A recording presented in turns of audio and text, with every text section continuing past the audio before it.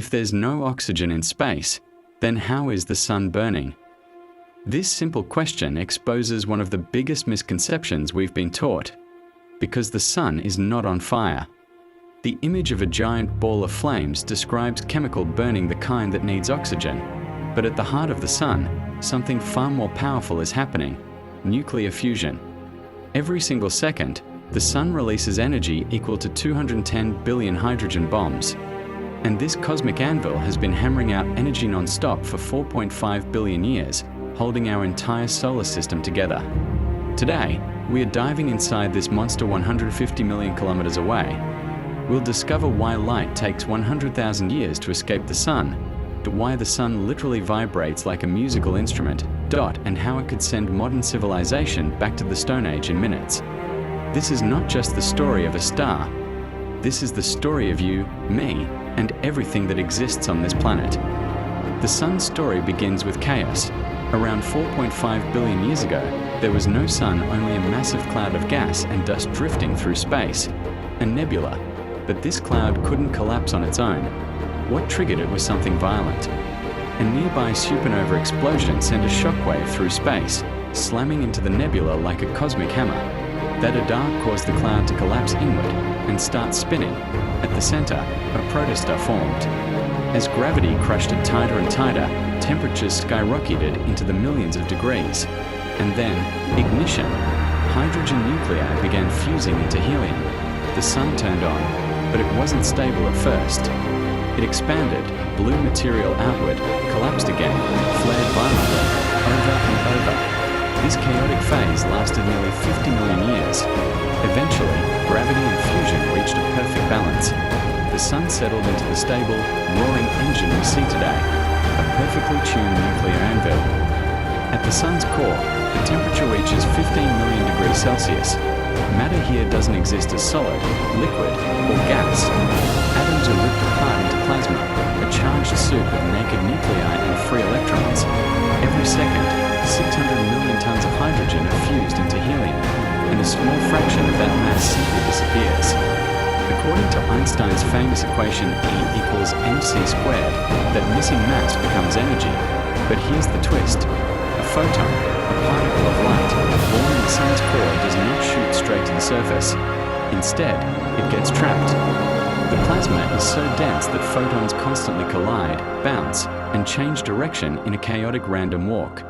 This journey takes up to 100,000 years, meaning the sunlight hitting your face right now may have been created when mammoths still walk the earth.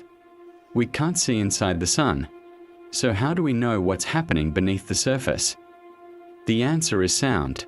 The sun literally rings like a bell. Hot plasma rises, cool plasma sinks, generating powerful sound waves that ripple through the sun. These vibrations reach the surface as tiny oscillations. This field of study is called aleoseismology. By analyzing these vibrations, scientists can map the sun's interior to just like geologists use earthquakes to study Earth's core. It's how we know the sun's layers, flows, and internal storms in incredible detail. The sun isn't silent, it's singing.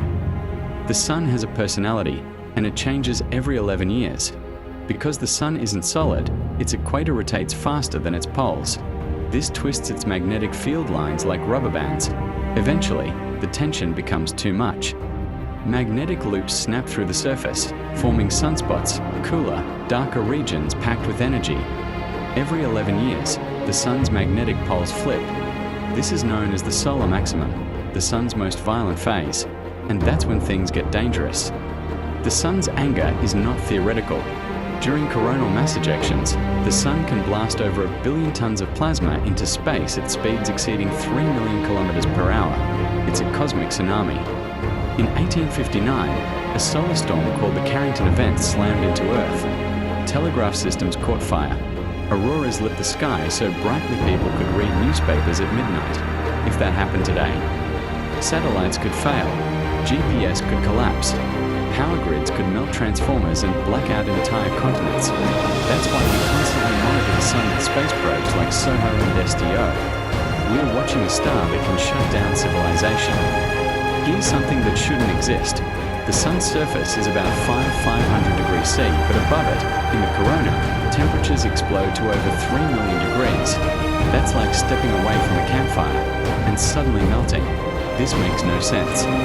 Scientists believe the answer lies in nano flares and extreme magnetic reconnection, accelerating particles to insane speeds. Right now, the Parker Solar Probe is flying directly through this hellscape, closer to the Sun than any object in history, trying to solve this mystery. The Sun will not burn forever. In about 5 billion years, it will run out of hydrogen. It will swell into a red giant, likely swallowing Earth. Then it will shed its outer layers and fade into a dense white dwarf, a cosmic ember. But until then, the Sun is more than light and heat. It creates a massive protective bubble, the heliosphere, shielding us from deadly cosmic radiation. We are the children of this nuclear anvil. So next time you look up at the sky, remember what's really keeping you alive. Until next time, stay curious, and stay scientific.